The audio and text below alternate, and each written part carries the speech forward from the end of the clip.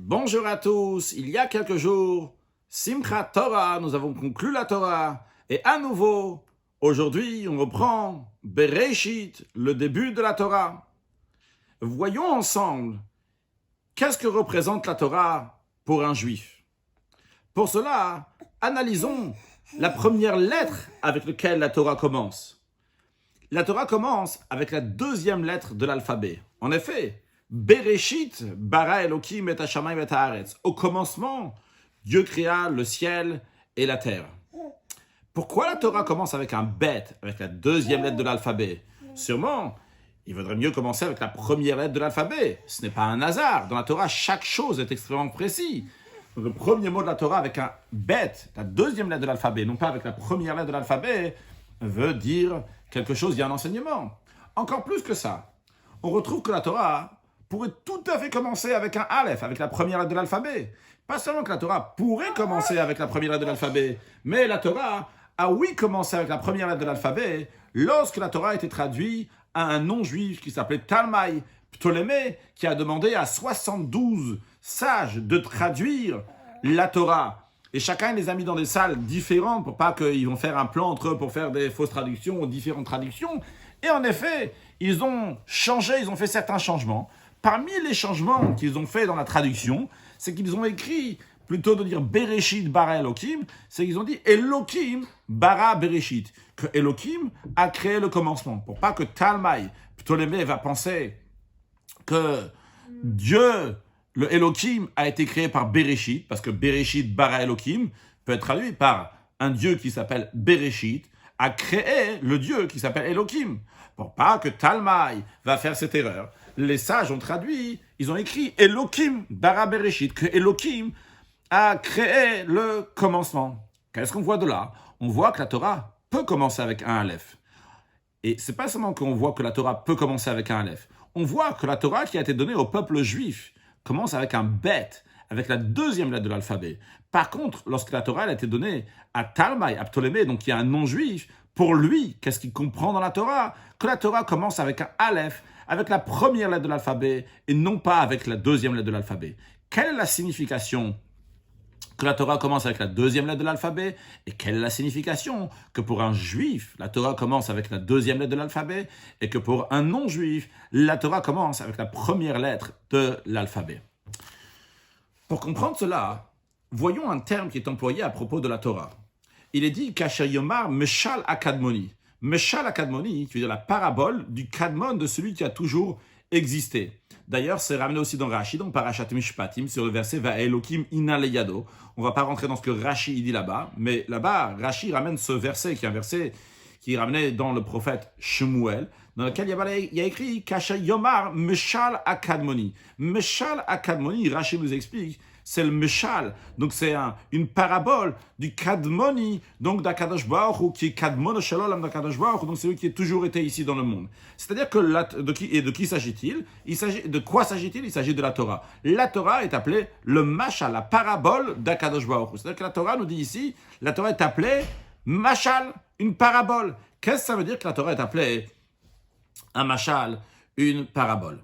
Eh bien, la Torah, elle a plein de niveaux. Qu'est-ce que ça veut dire, elle a plein de niveaux?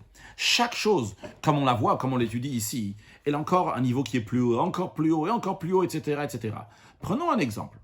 Dans la Chassidoute, c'est ramené, donc, ce que le Talmud, la Mishnah nous dit, à Machalif Parabachamor. Il y a un cas qui est présenté dans le Talmud, quelqu'un qui échange une vache avec un âne. Et donc, il y a ci et ça, etc. Quelles vont être les conséquences, quelle va être la loi, etc. Mais l'idée, il a changé une vache avec un âne. Dans la Chassidoute, c'est expliqué que sur le plan spirituel, ça existe aussi échanger une vache avec un âne. Quand je dis dans le plan spirituel, c'est-à-dire dans notre service de Dieu, il y a cette notion-là. Qu'est-ce que ça veut dire cette notion-là? Chacun de nous a une âme animale. Mais non, l'âme animale de l'un, de l'autre est différente. Et pas seulement que l'âme animale de l'un et de l'autre est différente, mais aussi la manière de travailler avec l'animal qui est dans nous. Il faut y avoir il y a un certain régime, un certain comportement qu'il faut prendre avec tel animal, ou avec un autre animal, il faut prendre un autre régime. Et cet animal-là, il est cachère, celui-là, il n'est pas cachère. Donc, en fonction de comment se comporter envers cet animal-là.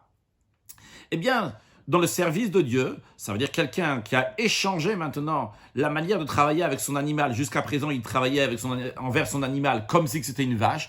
Et maintenant, il va travailler sur l'animal qui est dans lui plutôt comme si c'est un âne. Jusqu'à présent, il travaillait sur son âme animal comme si c'est un animal qui est cachère. Et maintenant, comme si c'est un animal qui n'est pas cachère. Donc, c'est une manière de voir qu'il y a des choses qui sont tout à fait... On parle de vaches et d'ânes, donc matérielles, et pourtant, ça peut s'expliquer de manière plus spirituelle. Et comme ça, de manière infinie de niveaux, dans le Gan Eden, dans le paradis, on va apprendre aussi cette même Mishnah, mais là-bas, on va l'apprendre donc à un niveau plus haut, vu que dans le paradis, là-bas, ça n'existe pas de vaches et d'ânes. En effet, dans le paradis, pour aller dans le paradis déjà, il faut oublier toutes les choses de ce monde-là. Et d'ailleurs, comme il est écrit que lorsque l'âme quitte ce monde, elle doit passer par un fleuve qui s'appelle Dinor. Dinor qui veut dire un langage de feu, un fleuve de feu. Donc pour l'âme, ce fleuve-là la nettoie, et pas seulement la nettoie, mais le fait oublier aussi Cheizu de Hayalma, la vision de ce monde-là. Il n'y a pas de vision de ce monde-là. Là-bas, il n'y a pas de vache, il n'y a pas d'âne. Donc même l'âme, comme elle est là-haut, elle ne peut même pas s'imaginer un âne ou une vache, elle oublie toutes ces choses-là. Pourtant, là-bas, ils étudient aussi cette même Mishnah, et on parle d'une vache et on parle d'un âne. Seulement quoi? On ne parle pas d'une vache et d'un âne comme c'est dans ce monde matériel, mais on parle d'une vache et d'un âne qui est plus spirituel, qui représente des niveaux de divinité, au niveau de spiritualité, etc. Donc, ce sont des mondes qui sont plus hauts que nous. Donc, l'idée, c'est quoi? Pourquoi la Torah est appelée Meshal HaKadmoni, la parabole de Dieu, est appelée la parabole de Dieu, parce que ce qu'on apprend ici, c'est une parabole, c'est un machal pour quelque chose qui est encore plus haut. Et ce qu'on apprend qui est encore plus haut, il y a encore plus haut que ça, etc., etc. Comme l'exemple qu'on vient de donner à propos de la vache et l'âne, comme nous, on apprend dans ce monde matériel la vache et l'âne, il s'agit d'une vache, il s'agit d'un âne. Par contre, lorsque quelqu'un, il prend ces choses-là pour lui-même, même s'il n'a pas de vache, d'âne, il a peut-être une vache dans lui, un âne dans lui. En tout cas, la manière de travailler avec son animal, telle manière ou d'une autre manière, c'est l'animal donc personnel qui est à l'intérieur de nous, quand le travailler, le raffiner, telle manière. Puis après, on voit que dans le Gan Eden, dans le paradis, on apprend ça donc sur l'âme apprend ça sous une autre forme, etc. Donc, il y a plusieurs niveaux. C'est quoi un machal? Un exemple, c'est quoi? Il y a le concept en lui-même, et lorsque tu ne comprends pas le concept, eh bien, on te donne un machal, on te donne un exemple pour quelque chose. Imaginons donc qu'il y a deux personnes, un grand savant et un élève. Eh bien, lorsque le grand savant doit enseigner à son élève, et son élève ne peut pas comprendre les choses comme ils sont dans la tête du savant, eh bien, le grand savant va donner un exemple à l'élève pour que l'élève va pouvoir comprendre le concept. Dans l'exemple, si l'exemple il est bien donné, l'exemple il est précis et il correspond avec le concept, eh bien, tout ce qu'il y a dans l'exemple se retrouve dans le concept. L'exemple se trouve déjà dans le concept. Seulement quoi? Le Rav, le maître, ne peut pas donner, le grand savant ne peut pas donner le concept comme il est en lui-même, parce que l'élève n'a pas les capacités pour recevoir cette grande compréhension qui est trop profonde pour lui. Il donne un exemple, et par cet exemple-là, donc, il aura l'idée du concept, mais ça correspond à 100%. C'est exactement la même chose si l'exemple est bien donné et bien précis. Donc, quand on parle de la Torah en tant que machal, en tant que parabole, en effet, ce que nous apprenons ici correspond à quelque chose qui est appris dans des mondes spirituels et encore infiniment à plein de niveaux. Dans le même esprit de ce qu'on vient de dire, on retrouve aussi dans le Talmud qu'il y avait une discussion entre la yeshiva qui est là-haut, mais Tifta d'Erikia, littéralement la yeshiva du ciel, l'endroit où on étudie la Torah dans le ciel, donc les âmes divines qui se trouvent dans le paradis et qui étudient la Torah. Il y avait une discussion en ce qui concerne la lèpre. Alors tout d'abord, à savoir, quand on parle de lèpre dans la Torah, on parle d'une tache blanche. Pour que cette tache blanche va rendre impure la personne, elle va être considérée lépreuse halachiquement d'après la loi juive. Pour cela, il y a besoin que dans la lèpre, il va y avoir aussi un poil qui est devenu blanc. La règle est que si la tache blanche était là et après il y a eu un poil blanc, eh bien la personne est considérée lépreuse, donc impure. Si par contre il y avait d'abord le poil blanc et après la tache blanche, la personne n'est pas considérée impure, cette personne est pure, donc cette personne n'est pas lépreuse. La question qui s'est posée dans la yeshiva céleste, lorsqu'il était en train d'étudier, c'est si on a un doute, ça fait qu'on a un doute, qu'est-ce qui est venu avant? Est-ce que c'est la tache blanche qui est venue avant ou bien est-ce que c'est le poil blanc qui est venu avant? Et là, il y a une discussion entre Hakadosh Baruch Hu, Dieu, et la Metivta d'Erkia, la yeshiva céleste. La yeshiva céleste a dit que c'est impur et Dieu a dit que c'est pur. Dans la suite du Talmud, il y a la suite de l'histoire, comment on a résolu ce problème-là. Encore une chose, c'est tout à fait une parenthèse et qu'on ne va pas discuter, comment est-ce possible qu'Akadosh Baruch Hu, Dieu, il dit que c'est pur et la Yeshiva Céleste dit que c'est impur, comment c'est possible qu'il y a ces contradictions-là? C'est un autre sujet en soi-même, mais l'idée qu'il y a à retenir de ça, c'est qu'on parle des âmes divines qui sont dans une Yeshiva céleste, dans lequel ils ont oublié toute la vision de ce monde-là, dans lequel il n'y a pas de poils, il n'y a pas de peau, il n'y a pas de blanc là-bas, et ils sont en train de discuter de la lèpre et un poil qu'il y a dans la lèpre, est-ce que la blancheur est venue avant ou pas? Eh bien, l'Admour Hazaken explique dans l'Ikouté Torah que toutes ces choses-là, ça représente des choses spirituelles. C'est pas le contexte maintenant d'expliquer comment, parce qu'il faut rentrer dans des termes kabbalistiques, comment le Zer Anpin ne reçoit plus le Mochin de Abba, et comment s'est passé ensuite à ça, donc qu'il y a une tsarat, une lèpre, dont je ne vais pas traduire et expliquer maintenant. Mais l'idée, l'Admour Hazaken nous dit, le premier rabbi de Chabad, Rabbi Steinzam, dans son livre qu'on vient de dire, l'Ikouté Torah, il explique que quand on est en train d'apprendre ces sujets-là dans une yeshiva céleste, on n'est pas du tout en train de parler d'une tache blanche et d'un poil blanc. Alors, on parle oui d'une tache blanche, on parle oui d'un poil blanc, mais pas le même qu'ici. Quand on dit pas le même qu'ici, là-bas, ça représente quelque chose d'autre. Mais là-bas, ça s'appelle un poil blanc, là-bas, ça s'appelle une tache blanche. Mais ce n'est pas la tache blanche que nous connaissons ici-bas, et ce n'est pas le poil blanc que nous connaissons ici-bas. Ceci dit, ce qui est discuté là-haut, c'est la même chose qui est discutée ici-bas. A priori, comment c'est possible que c'est la même chose qui est discutée ici-bas? Là-bas, on parle spirituellement, et ici, on parle matériellement. Comment on peut dire que c'est la même chose? La raison, elle est en effet, parce que ce que nous apprenons ici, c'est Mashal Akadmoni, Meshal Akadmoni. Donc c'est une parabole, donc d'Akadosh Baruch, ça c'est une parabole. Une parabole pour ce qui est dans le monde céleste. Ce qui est dans le monde céleste s'exprime ici dans la Torah et dans notre vie quotidienne ou dans la vie matérielle, avec un poil blanc, avec une tache blanche, avec des choses qui sont tout à fait concrètes. Donc nous avons le même sujet qui est discuté donc dans des mondes spirituels, qui est discuté aussi ici-bas, mais qui est discuté donc à la manière comme on le comprend ici dans ce monde matériel. Alors a priori, à première vue, quelqu'un pourrait dire, tiens, après, ça veut dire que la Torah elle parle de différentes choses. Quand on est ici, on parle d'un poil blanc, lorsqu'on est là-bas, c'est plus un poil blanc. Quand on est ici, on parle d'une tache blanche. Là-bas, c'est pas une tache blanche. Dans le monde spirituel, dans les Yeshiva Céleste, c'est quelque chose d'autre. Et il faut savoir, non, il ne faut pas faire cette erreur-là. On parle exactement de la même chose. Là, lorsqu'on a une halakha, une loi dans la Torah, que ce soit dans ce monde matériel et dans tous les niveaux spirituels qui devancent cette loi matérielle comme nous l'avons ici, on parle exactement de la même chose. Comment est-ce possible de dire qu'on parle exactement de la même chose alors qu'encore une fois, le poil blanc et la tache blanche peuvent exister seulement ici, ils n'existent pas dans le monde spirituel. La vache et l'âne existent uniquement dans ce monde matériel, non pas dans les mondes spirituels. Pour comprendre cela, donnons deux exemples. Premier exemple, de la douceur. Quand on parle de quelque chose qui est doux, tu as mangé une pomme, elle était douce. Pomme au miel, elle était très douce. Il y a une notion de douceur, quelque chose qui était doux ici. Puis après, toujours dans le même exemple, on va parler de douceur, mais à une autre échelle. Quelqu'un il a entendu une belle mélodie, un chant chassidique, un chant qui l'a touché au cœur.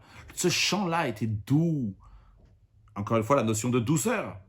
Puis, toujours dans l'exemple de douceur, quelqu'un il a étudié quelque chose. C'était doux, c'était beau. Ça lui a fait un plaisir.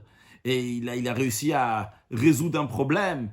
Pour lui, c'est une douceur, je mélange un peu douceur, plaisir. Mais on reviendra, on comprendra on parle de la même chose. Enfin, voilà, le plaisir de la pomme, le plaisir d'entendre un beau chant, une belle mélodie, et le plaisir d'avoir résolu un problème intellectuel. Tout ça, ça s'appelle une douceur. Tout ça, ça s'appelle un plaisir. Est-ce que ça veut dire on parle de différentes, qu'on ne parle pas de la même chose? Quand je dis on ne parle pas de la même chose, quand on parle de la pomme, c'est un plaisir. Mais ce n'est pas la même chose que quand on parle d'un plaisir intellectuel ou un plaisir sentimental. Non, c'est pas juste dire que c'est pas la même chose. C'est juste et c'est pas juste dans un certain sens. On va dire dans le sens que c'est pas juste. Pourquoi c'est pas juste? Que c'est pas la même chose et c'est juste dire que c'est la même chose. Parce qu'on parle toujours de plaisir. On parle toujours de quelque chose qui est doux, quelque chose qui est agréable. Selon quoi? Cette même notion d'agréabilité, cette notion de plaisir, cette notion de douceur, elle prend différentes formes en fonction du contexte dans lequel on la retrouve. Lorsque on est dans la cuisine, on parle de douceur, des aliments qui sont là-bas. Tu peux parler d'une pomme, tu peux parler de quelque chose, donc des aliments. On est dans une notion en train de manger. On parle qu'est-ce que le palais va avoir un plaisir, qu'est-ce qui va être doux pour le palais, qu'est-ce qui va être agréable pour la personne qui va la manger. Lorsqu'on parle dans la musique, dans un chant ou dans un chant, on va dire qu'est-ce qui est doux, qu'est-ce qui est agréable pour la personne dans un contexte de chant, dans un contexte sentimental, on va dire. Lorsqu'on est dans un contexte intellectuel, le plaisir, la douceur, ce qui est agréable, lorsqu'il y a un beau raisonnement, quelque chose qui tient bien la route, qu'on a trouvé une belle solution à un problème, c'est agréable. Donc ça, c'est toujours le plaisir. Seulement quoi? Il y a le plaisir comme il est dans le monde intellectuel, le plaisir comme il est dans le monde sentimental, le plaisir comme il est dans le monde donc de la matière, dans le palais, dans le goût. Eh bien, c'est toujours le plaisir. Seulement quoi? Il s'exprime de différentes manières. Donc, c'est pas juste de dire que ce n'est pas la même chose. C'est la même chose, c'est toujours du plaisir. Seulement quoi? C'est le plaisir, la douceur, le goût, l'agréable, qui s'expriment de manière différente en fonction du monde dans lequel il se trouve. Quand je dis le monde, je ne parle pas des mondes spirituels, même dans notre monde à nous. Les exemples qu'on a donnés, c'est les 3 exemples qui sont dans notre monde à nous. Que ce soit dans le monde donc, de la bouche, dans le palais, que ce soit dans le monde de nos sentiments, dans le monde intellectuel. Donc il s'agit toujours du plaisir, seulement quoi? Le plaisir s'exprime de manière différente dans chaque monde. Il en est de même aussi en ce qui concerne donc, la Torah. Lorsqu'on parle de Torah, c'est toujours la même Torah. Seulement quoi? La Torah, elle s'exprime dans ce monde-là avec une vache et un âne matériel, avec un poil blanc et une tache blanche. Lorsque la Torah, elle est dans un monde plus spirituel, déjà dans le monde, on va dire, dans le monde de nos sentiments à nous, qui est déjà un spirituel, bien que c'est un spirituel qui est lié avec notre matériel, un spirituel dans lequel on peut atteindre, on peut comprendre, on peut être en contact. On parle de notre animal qui est dans nous, donc il y a des animaux qui sont en forme de vache, en forme d'âne, s'ils sont cachers ou s'ils ne sont pas cachers, en fonction de leur désir, la manière comment on va les travailler. Est-ce qu'on va les travailler comme on travaille sur un animal qui n'est pas cachère ou cachère? Donc tout ça, c'est déjà c'est dans un autre monde, dans un monde qui est plus spirituel. Et n'en parlons pas après dans un monde qui est encore plus spirituel, dans lequel nous, en tant qu'êtres humains, on ne peut pas atteindre. Là-bas aussi, il existe cette vache et cet âne. Seulement quoi? C'est pas la même vache, c'est pas la même âne, mais c'est la même halakha et c'est exactement la même Torah, seulement qui est dans un monde différent. Si on repart dans le goût, quand on parle du goût, eh bien, si on veut expliquer à quelqu'un qu'est-ce que ça veut dire un sujet intellectuel, résoudre un sujet intellectuel. Et lui, il ne peut pas comprendre c'est quoi le plaisir d'un sujet intellectuel, qu'on a compris quelque chose de bien, je n'avais pas compris jusqu'à présent, maintenant je l'ai compris. Alors tu lui dis, regarde, quand tu manges quelque chose tu manges telle et telle chose, cette personne-là, elle aime telle et telle chose, quand tu manges ça, eh bien, tu vois le plaisir que tu as. Eh bien, ça ressemble à ce plaisir-là. Il ne pourra pas comprendre peut-être c'est quoi un plaisir intellectuel. Si cette personne-là n'est pas intellectuelle, n'a pas à faire avec des sujets intellectuels, bien qu'il devrait, mais il ne peut pas le comprendre. Alors tu lui donnes un exemple de son monde. L'exemple, il est juste. Parce que l'exemple, vrai, il parle de ce qu'il a mangé, ce qu'il n'a pas mangé. Mais il pourra donner une notion à cette personne-là. Qu'est-ce que ça veut dire le plaisir? Qu'est-ce que ça veut dire quelque chose d'agréable? Donc ça, c'est le premier exemple. Un deuxième exemple, l'exemple de la lumière. Quand on parle de la lumière, en effet, il y a la lumière qui nous éclaire à la maison, il y a la lumière du soleil, mais il y a aussi une lumière, une clarté dans la tête, dans l'esprit. Lorsque quelqu'un il dit « j'ai compris », c'est clair, ou bien quelqu'un dit « je n'ai pas compris », c'est pas clair, donc c'est obscur. Donc cette notion de lumière et d'obscurité que nous avons dans la vie de tous les jours, à la maison et à l'extérieur, le jour et la nuit, cette notion-là, elle existe aussi dans la clarté de la tête, dans la lumière qu'il y a dans l'esprit. Est-ce que j'ai compris? Est-ce que j'ai pas compris? Est-ce que les choses sont claires? Les choses sont pas claires? Donc, il y a la même notion de lumière, mais il y a la lumière j'appellerais ça la lumière matérielle, une lumière qui est plus dans l'esprit, moral, plus spirituel. D'ailleurs, il est dit à propos de celui qui est bête, il y a écrit à Ksil Bachosher, que le sot, lui, va dans l'obscurité. Il va dans l'obscurité, est-ce qu'il va, il met des lunettes de soleil, il ne peut pas voir ce qu'il y a devant lui, il éteint la lumière chez lui, il se colle dans les murs. C'est pas ça l'explication. C'est quelqu'un qui est sot, il va dans l'obscurité, c'est dans un chemin qui est obscur. Il marche comme nous dans la rue, il marche comme lui chez la maison. Mais quand il dit il va dans l'obscurité, c'est-à-dire que spirituellement, quand je dis spirituellement, c'est-à-dire moralement, dans son comportement, il va donc dans l'obscurité. Par contre, lorsqu'il s'agit des dirigeants du peuple juif, des dirigeants communautaires, on les appelle Einé Aïda, les yeux de l'Assemblée. C'est les yeux de l'Assemblée, c'est des yeux de l'Assemblée. Les yeux de l'Assemblée, c'est l'idée. C'est eux qui amènent la clarté à l'Assemblée, ceux qui guident l'Assemblée, ceux qui leur disent où aller, comment faire, etc. Donc cette clarté-là qu'ils amènent à l'assemblée, ça, c'est une clarté. Donc encore une fois, on parle ici d'une clarté spirituelle, d'une lumière spirituelle. Donc qu'est-ce qu'on voit ici? Encore une fois, on a une notion de lumière. On a aussi bien une lumière que j'appelle matérielle, une lumière que j'appelle spirituelle. Donc les deux, c'est de la lumière. Mais les deux, ils sont dans différents mondes. Lorsque tu parles dans le monde de mes yeux, alors la lumière, c'est si je peux voir ou je ne peux pas voir. Lorsque je parle de lumière dans mon esprit, c'est si j'ai compris, si les choses sont claires ou les choses ne sont pas claires. Donc la lumière, c'est toujours la même. La question, elle est dans quel monde on est. Dans un monde matériel, la lumière, c'est que mes yeux vont pouvoir voir. Dans un monde qui est plus intellectuel et spirituel, un monde d'esprit, c'est lorsque je vais avoir une clarté d'esprit. Mais encore une fois, les deux sont exactement la même chose. Je dis exactement la même chose, les deux sont de la lumière.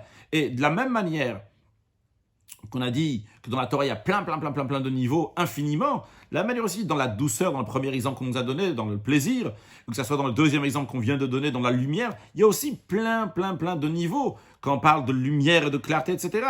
Donc c'est juste pour donner un exemple qu'il s'agit ici donc de choses c'est le même sujet, mais en fonction du monde dans lequel il se trouve, eh bien en fonction de ça, ils vont prendre une différente forme. Mais la lumière sera toujours la même. Donc aussi bien donc, la lumière, aussi bien le plaisir, aussi bien la douceur, ce qui est agréable. Donc il y a plein de mondes différents. On dit de mondes, encore une fois, on a compris aussi que dans notre monde à nous, sentimental ou intellectuel et physique, il y a différents donc, plaisirs, il y a différents mondes, différents contextes. Et en fonction, donc, c'est toujours la même chose. Donc, quand on revient donc, à ce qu'on veut expliquer, on veut expliquer pourquoi la Torah est appelée Meshal HaKadbod, donc la parabole d'Akadosh Baruch Hu. Encore une fois, lorsqu'on parle d'une parabole, si la parabole elle est exacte, l'exemple qui a été donné il est exact, eh bien il correspond exactement avec le contexte. Et donc, quand tu ne peux pas donner à quelqu'un qui est dans un monde inférieur, tu ne veux pas lui expliquer c'est quoi la lumière intellectuelle, tu veux lui donner un exemple d'une lumière qui est ordinaire. Quand tu ne veux pas expliquer à quelqu'un c'est quoi une douceur, un plaisir intellectuel, tu vas lui donner un exemple qui lui correspond. Alors en ce qui nous concerne, donc on parle de la même halacha, on parle de la même loi dans la Torah, et toutes les lois qu'on retrouve dans la Torah, ils ont après une explication donc, qui est plus profonde, et encore, qui est traduite donc, différemment. On peut prendre plein d'exemples de Chassidut, juste rajouter encore deux comme ça, juste vite fait.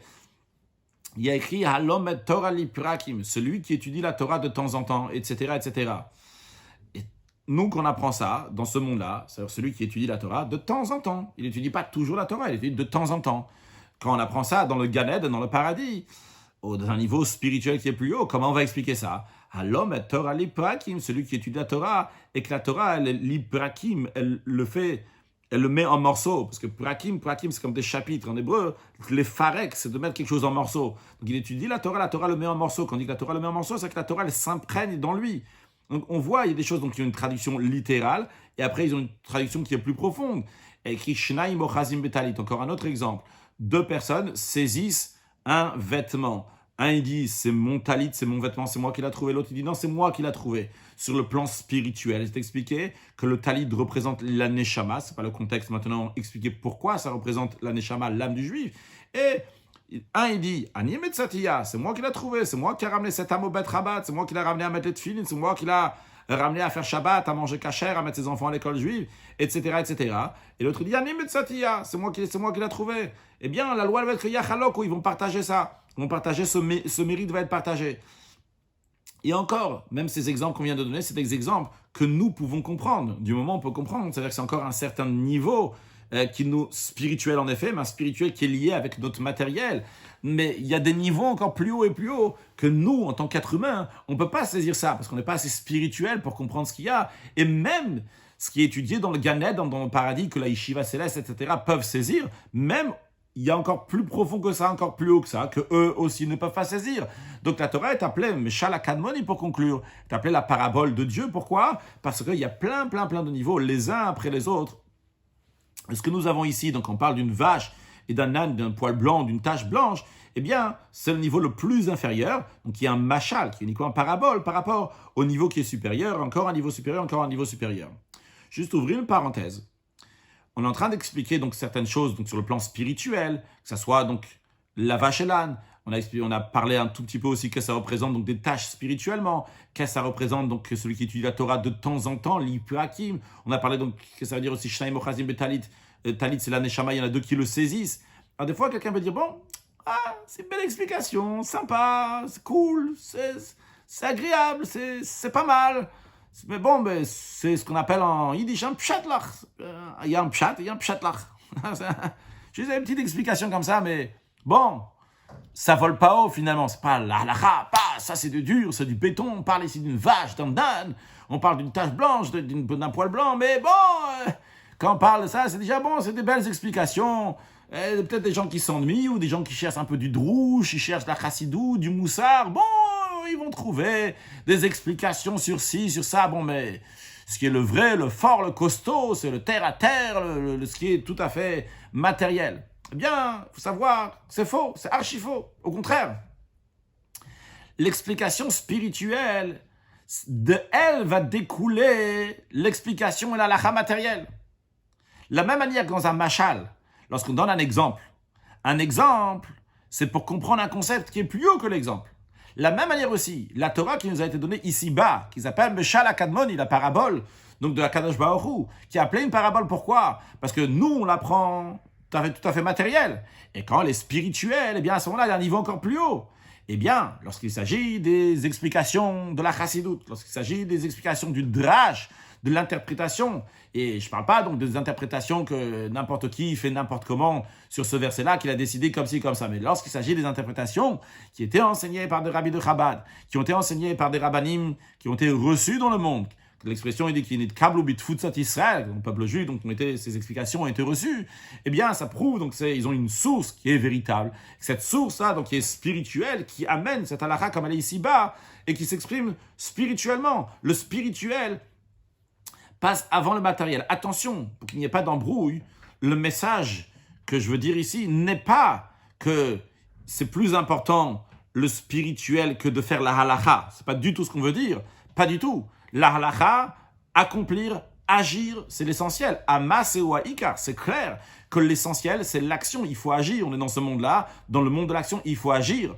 Mais ce que je veux dire, ne pas mépriser. Ceux qui méprisent disent, c'est juste comme ça une explication. Dans l'explication spirituelle, ils ne savent pas valoriser cette explication spirituelle. Ils n'ont strictement rien compris. Pour mieux réaliser ce qu'on vient de dire, imaginons qu'on demande à quelqu'un, qu'est-ce que tu préfères? Qu'est-ce qui est plus important? Imaginons que quelqu'un il a 120 ans et Dieu lui dit, je peux te laisser vivre maintenant, mais je dois t'enlever de la lumière. Et je te donne le choix entre quelle lumière je vais t'enlever. Ou bien je t'enlève la lumière de l'esprit. Donc tu n'auras plus de clarté d'esprit. Mais tes yeux, ils pourront encore voir. Tu pourras voir tout ce qui se passe, mais ta tête, tu vas perdre ta tête, en des mots simples. Dieu lui donne un autre choix. Ou bien, si tu veux, je te laisse vivre encore même après 120 ans, mais tes yeux ne pourront plus voir, mais tu auras une clarté d'esprit, tu vas tout comprendre, tout savoir, etc. Inutile de dire que tout le monde, en tout cas tous les gens normaux qui ont l'esprit, qui ont la tête sur les épaules, qu'est-ce qu'ils vont dire? Ils vont dire, Hachem, je préfère garder la clarté d'esprit. Parce que la clarté d'esprit, c'est beaucoup plus important que la clarté des yeux. Et a priori, la clarté des yeux, c'est le tachle, c'est le concret, c'est les yeux. C'est vrai que les yeux, c'est très important. Mais la clarté d'esprit, c'est évident que c'est encore plus important.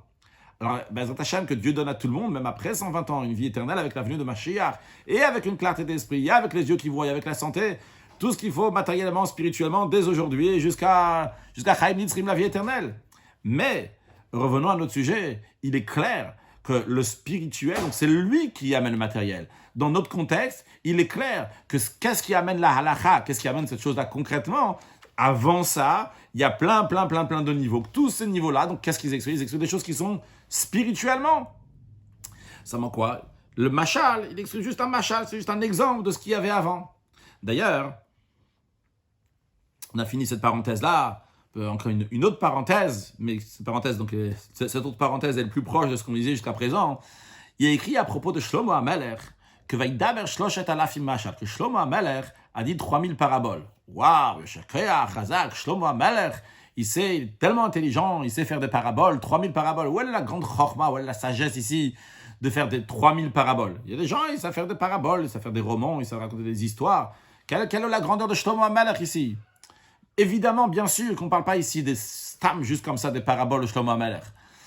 Ce qu'on est en train de nous dire ici, que Shlomo HaMelech avait une extrême intelligence. Shlomo HaMelech, le roi Salomon, il a pris le même sujet, et sur le même sujet, il a donné 3000 paraboles. C'est extraordinaire, c'est génie, c'est énorme de pouvoir prendre le même sujet et de l'exprimer encore et encore et encore et encore et encore sous d'autres formes, sous d'autres paraboles, et on garde toujours exactement la même chose.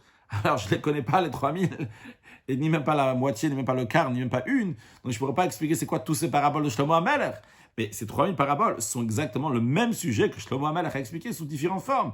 Et d'ailleurs, dans Chassidut, c'est expliqué que Shlomo HaMelech, d'où sa chorma était donc de chorma tata du monde d'Atsilut, donc malchut d'Atsilut, dans des mots simples, ou moins, pas simples, mais en tous les cas qui sont plus clairs. Il y a 4 mondes spirituels. Il y a le monde de Atsilut, après il y a le monde de Bria, Yetzira, Asiya. Shlomo HaMelech, sa chorma donc était du niveau le plus inférieur du premier monde qui s'appelle Atsilut. Et après, donc il y avait encore 3 mondes, Bria, Yetzira et Asiya. Et c'est expliqué, donc dans chaque monde, il y a 1000 niveaux. On ne parle pas des 10 sphères qui sont dans chaque monde. Il y a 1000 niveaux. Plein de niveaux dans chaque monde. Il y a 1000. Et Shlomo HaMelech, il a pris donc la chorma qui avait dans le monde d'Atsilut, donc le niveau le plus bas d'Atsilut. Il a fait passer les 1000 niveaux de monde de Bria, les 1000 niveaux de monde de Yetzira, les 1000 niveaux de monde d'Asiya. Ils avaient passé étape par étape. Il a tout fait passer. Donc c'est le même sujet, il avait passé avec une parabole. Donc Shlomo HaMelech, il a fait dans ce sens-là. Pour nous, si on veut simplifier les choses, nous on fait souvent dans le sens inverse. C'est qu'on donne un exemple pour quelque chose qui est encore plus haut. Shlomo HaMelech a fait dans le sens inverse. Il a pris la chose qui était la plus haute, il l'a présentée. Les gens ne peuvent pas comprendre, il va donner encore un exemple, donc jusqu'à qu'on va arriver tout en bas. Donc ça va dans un sens, ça va dans l'autre sens, mais en tous les cas, l'idée, c'est que c'est le même sujet est expliqué en 3000 niveaux, dans des niveaux qui sont différents. Ok, qu'est-ce qu'on a expliqué jusqu'à présent? On a dit que la Torah, c'est Meshal HaKadmoni, donc c'est une parabole d'Akadosh Baruch Hu, parce que la Torah en elle-même, quand on la prend ici, c'est un machal, c'est une parabole, c'est un exemple par rapport à un niveau qui est plus haut. Et ce niveau qui est plus haut, c'est encore un machal par rapport à un niveau qui est encore plus haut. Et ce niveau qui est encore plus haut, il y a encore plus haut, etc. Donc à chaque fois, c'est un machal à Kadmoni, donc c'est une parabole. Donc comme on vient de voir à propos de Shlomo HaMelech, qui a plusieurs niveaux comme ça différents. Donc on a dit que la Torah, elle est machal à Kadmoni. Pour cela, qu'est-ce qu'on a fait? Pour nous expliquer ça, dans la Chassidut Chabad, Chassidut de Chochma Binadat, qui nous explique les choses intellectuellement, on nous a expliqué ça intellectuellement avec des exemples donc, du monde. On a pris l'exemple du plaisir, de la douceur, et un exemple donc de la lumière. Qu'est-ce qu'on a vu dans l'exemple du plaisir et de la lumière? Il s'agit toujours d'un plaisir, seulement c'est différent dans quel contexte on parle. Et dans tel niveau, dans un autre niveau, de même la lumière, parce qu'on parle de tel niveau, on parle d'un autre niveau, mais c'est toujours de la lumière, c'est toujours du plaisir. De la même manière aussi dans la Torah, c'est toujours la même Torah, seulement ça dépend dans quel monde elle se trouve. Mais la question qui se pose d'après ça, en quoi la Torah est particulière? Toutes les choses, tout ce qui existe dans le monde. On vient prendre l'exemple du plaisir, on va prendre un exemple de lumière. On a dit, ça existe dans tous les niveaux. La Torah, elle existe dans tous les niveaux. La lumière aussi existe dans tous les niveaux. Le plaisir aussi, il existe dans tous les niveaux. Où est la particularité de la Torah? Qu'est-ce qu'il y a de particulier dans la Torah qui est différent de toutes ces choses-là du monde? Eh bien, l'explication est la suivante. Dans les sujets du monde, lorsqu'on parle de plaisir, vrai que le plaisir intellectuel et le plaisir de manger quelque chose, les deux sont des plaisirs. Mais finalement, dans le plaisir de manger quelque chose, on a perdu la notion de plaisir intellectuel. Le plaisir n'est pas aussi fin. Le plaisir n'est pas aussi spirituel que quand j'étudie quelque chose. Il y a un bon raisonnement. Waouh, ça j'ai un geschmack, comme on dit. J'ai un plaisir d'avoir compris ça. Bon, c'est vrai que quelqu'un peut avoir aussi un geschmack, un plaisir de manger quelque chose. Mais le plaisir n'est plus aussi fin, n'est pas raffiné comme il s'agit de quelque chose d'intellectuel. Donc vrai, il y a en effet, c'est intellectuel. Vrai, c'est un plaisir dans les deux, pardon. Mais dans les deux, c'est un plaisir, mais le plaisir matériel, il n'est plus aussi fin que le plaisir spirituel. Donc dans le plaisir, quand tu manges quelque chose, il n'y a pas ce plaisir spirituel. Il est parti, il n'est plus là. Par contre, dans la Torah, il y a tout qui est là. C'est-à-dire, il y a tout qui est là. Lorsque tu étudies la Torah, vrai, tu es en train d'apprendre une halakha ordinaire, c'est quelque chose, quelqu'un qui échange une vache avec un âne. Mais dans ce que tu es en train d'étudier maintenant, est concentré tout ce qu'il y a spirituellement. Tout le niveau spirituel se trouve ici. Ça, c'est quelque chose qu'il n'y a que Dieu qui peut faire.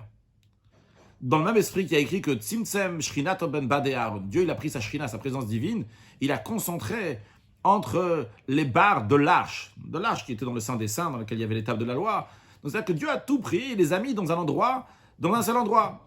En général, lorsqu'un être humain, donc, il a besoin de transmettre quelque chose qui est très très haut, très très fort à quelqu'un d'autre, ce qu'il va faire, c'est qu'il va enlever un peu. Par exemple, un maître qui a besoin de donner à l'élève, il va enlever des choses de côté. Donc, ce qu'on appelle en Chassidut un tzimtzum beder siluk. Il a fait un tzimtzum, il a concentré quelque chose, et pour ça il était siluk, il a enlevé certaines choses, il n'a pas tout donné. Un grand maître qui ne veut pas donner tout à l'élève, ce qu'il va faire, c'est qu'il va enlever la moitié, il va lui donner une certaine partie seulement, parce que c'est seulement ça qu'il peut recevoir.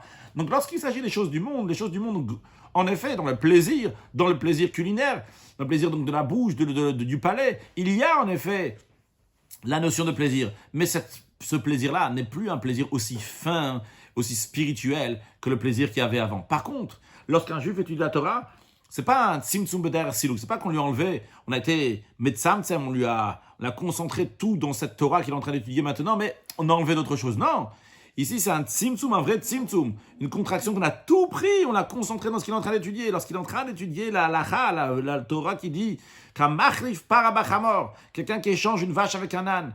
Et d'ailleurs, certains peuvent se dire, qu'est-ce qu'on a à faire d'une vache avec un âne? Qu'est-ce qu'on a à faire s'il a échangé? J'ai ni de vache, ni d'âne, et j'ai rien à faire avec ça. Qu'est-ce que je vais prendre une Gemara maintenant et étudier ce sujet-là? Mais un juif doit savoir qu'on est en train d'étudier ça. Eh bien, il est en train d'étudier toute la profondeur qu'il y a aussi dans ça. Vrai, cette profondeur, il la voit pas. Et cette profondeur, il la connaît pas. Mais cette profondeur se trouve ici. Et d'ailleurs, bien qu'il la connaît pas, il la voit pas, mais à savoir que cette profondeur va lui revenir. Il est écrit que heureux celui qui est venu ici, on parle de ce qui est venu au Gan Eden, dans le monde spirituel, et son Talmud, son étude dans sa main. C'est-à-dire qu'il a de l'étude, il a étudié ici-bas, lorsqu'il est parti après dans le monde céleste. Balekan, il est venu ici, donc pour nous on dit c'est là-bas. Le Talmud avec son étude, qu'est-ce qu'on a à faire? Qu'est-ce qu'il a étudié ici? Il a étudié Machlif Parabachamor, il échange une vache avec un âne. Qu'est-ce qu'il va en faire là-bas dans le Gan Eden, dans le paradis?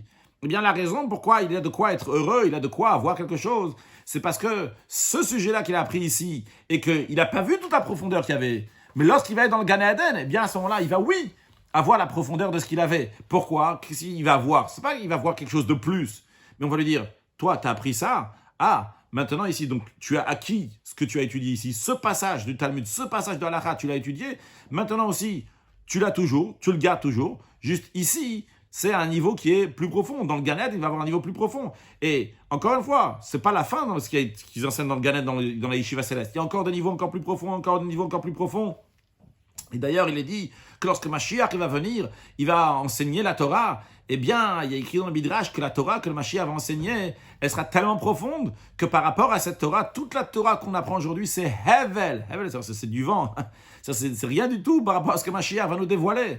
Et d'ailleurs, un goût de cela, ce que Mashiach va nous dévoiler, on a dans la Chassidut aujourd'hui, on a encore une raison importante pourquoi étudier la Chassidut. J'ouvre une parenthèse. Il y a l'importance d'étudier la Chassidut, parce que tout d'abord, le Rabbi dit d'étudier la Chassidut. Quand le Rabbi dit quelque chose, il faut faire. Ça, c'est un. Deuxièmement, le Rabbi nous dit, parce que quand le Baal Shem Tov, il a demandé au Mashiach, quand est-ce que tu vas venir? Eh bien, le Mashiach, il a dit au Baal Shem Tov, lorsque tes sources, les sources de la Chassidut, vont se dévoiler de partout. Maintenant, dans cette raison-là même, pourquoi le Mashiach, il a dit, lorsque les sources de la Chassidut vont aller de partout? Il y a une raison, parce qu'il y a beaucoup d'obscurité dans ce monde-là. Alors, c'est pour ça qu'il faut rajouter de la lumière, avec la lumière de la Chassidut. Mais il y a aussi une raison, parce qu'on se prépare à la venue de Mashiach. Quand tu te prépares à un mariage, qu'est-ce que tu fais? Tu vas pas acheter un jean, quel rapport du jean avec le mariage? Tu vas acheter une robe de mariée. Eh bien, la robe de mariée pour accueillir Mashiach, c'est quoi? C'est la Chassidut. Parce que qu'est-ce que Mashiach va nous enseigner? La profondeur de la Torah.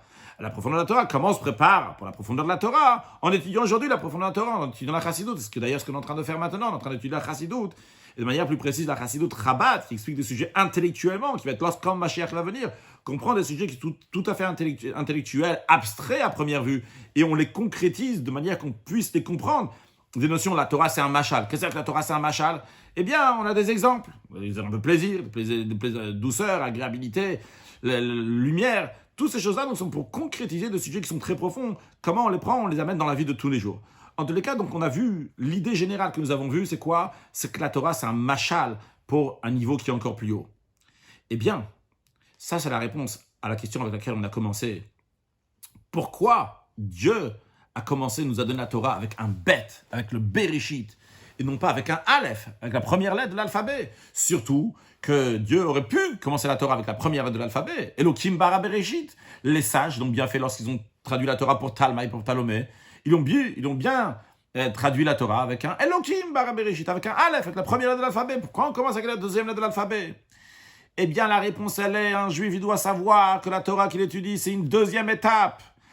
La Torah qu'il étudie, c'est un Meshal Akadmoni. C'est un exemple pour un niveau qui est encore plus haut. Un juif doit savoir que dans son étude de la Torah, il n'y a pas ici juste de l'intellectuel, ce qu'il va comprendre. Il y a quelque chose qui est au-delà de ça. Il y a de la divinité. Il y a ce qu'on appelle le Etzem HaTorah, l'essence de la Torah qui se trouve ici. C'est pas juste une science. Quand tu es en train d'étudier un livre de mathématiques, un livre de ci, de ça, c'est des choses qui sont tout à fait matérielles, il n'y a que de la science ici. Il n'y a pas du divin, il n'y a pas quelque chose qui est derrière ça. C'est là que ça commence, c'est là que ça finit. Par contre, lorsqu'un juif étudie la Torah, il sait qu'il étudie la Torah uniquement, c'est le bet, c'est la deuxième étape, c'est pas la première étape. La première étape, c'est le Noten Torah, c'est Akadosh Baruch Hu. Et lorsqu'un juif il étudie la Torah, avant d'étudier la Torah, il berchu batorah trila, nos sages disent, il fait la bénédiction sur la Torah avant, il dit Asher bacha banu mikol ha'amim, qu'Akadosh Baruch Hu nous a choisi de toutes les nations, v'natan lanu terato, il nous a donné sa Torah, Baruch ata Hashem noten la Torah, béni sois-tu Hashem qui nous donne la Torah maintenant.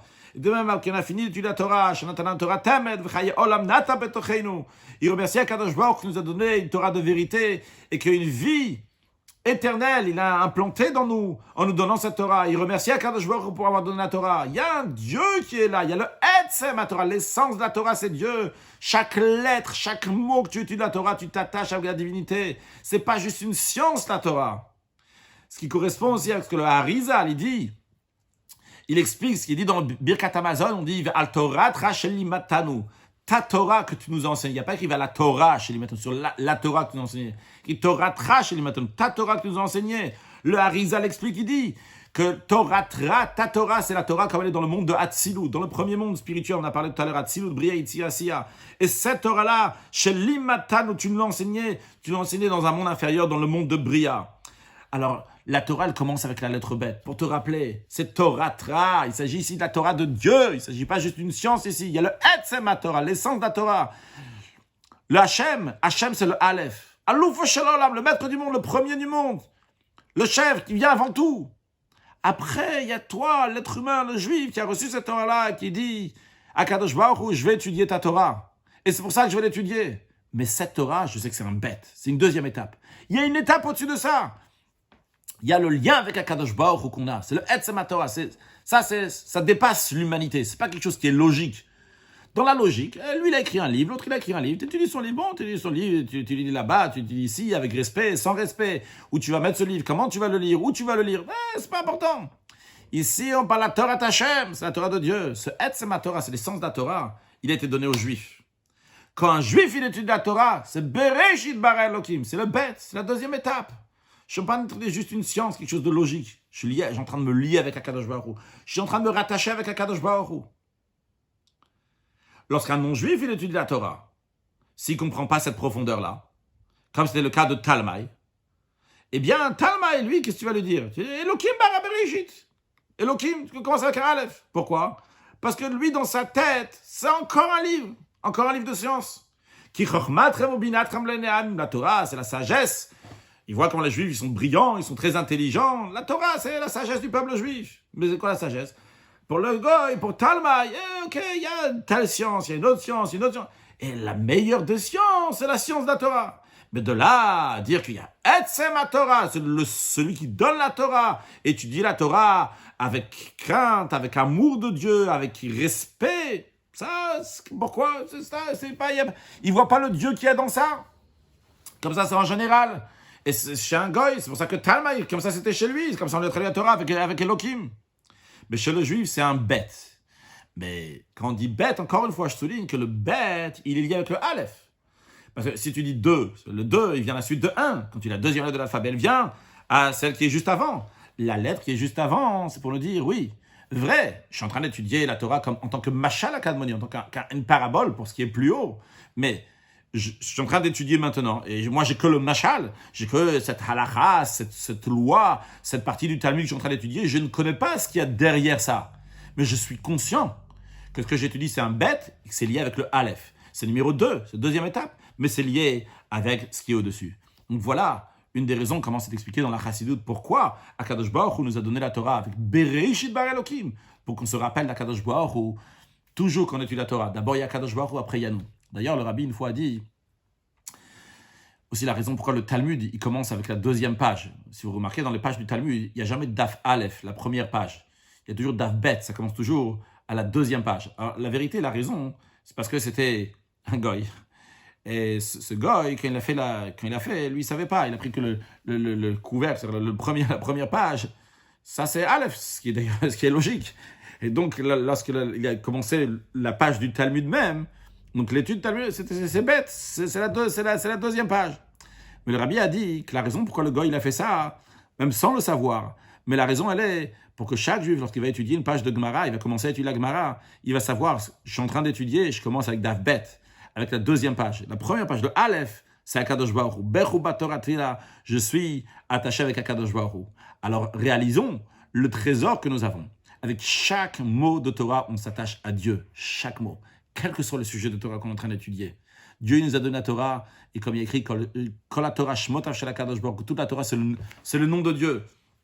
Et on s'attache à Dieu, non pas parce qu'il y a quelque chose d'intellectuel ici, mais on s'attache à Dieu parce que Dieu c'est notre Père, c'est notre Roi, et on l'aime, on veut s'attacher à lui.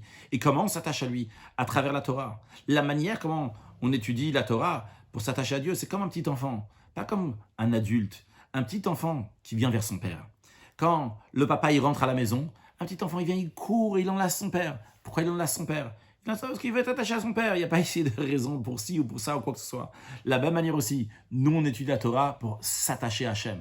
Pourquoi on veut étudier la Torah? On cherche un moyen de s'attacher à Hachem. Et la plus grande manière comment s'attacher à Hachem, c'est lorsqu'on étudie la Torah. Parce que lorsqu'on étudie la Torah elle s'intègre dans nous-mêmes. Dans une mitzvah, et qui est aussi très important, comme on l'a mentionné, que l'action c'est l'essentiel. Mais quand on parle de yichud, l'union qu'on a avec Akadosh Baruch Hu, en étudiant la Torah, l'union c'est la plus forte qu'il peut y avoir. De la même manière que quand tu manges, ce que tu as mangé s'intègre dans toi. Et quand ça s'intègre dans toi, ça devient une partie de toi-même. Et bien de la même manière aussi, quand tu étudies la Torah, ça ne reste pas quelque chose qui est extérieur à toi, comme les tefilines que tu mets sur toi, les bougies de Shabbat que tu allumes, la mezouza que tu mets. Et encore une fois, qui est très, très, très important. Et l'action, c'est l'essentiel. Et Dieu doit avoir une demeure ici-bas dans ce monde matériel, celle de l'action. Mais l'union qu'on a avec Dieu en étudiant la Torah, c'est que ce que j'étudie s'intègre dans nous-mêmes, devient une seule chose avec nous-mêmes. Et vu que ça s'intègre avec nous-mêmes, c'est rentrer dans nous-mêmes, on s'est unis de la manière la plus forte avec Akadosh Baruch Hu. Que Dieu fasse que très prochainement, on va avoir Torah Chadasha Meititeit, c'est une nouvelle dimension de Torah qui va se révéler avec la venue de Mashiach. Now, excellente journée.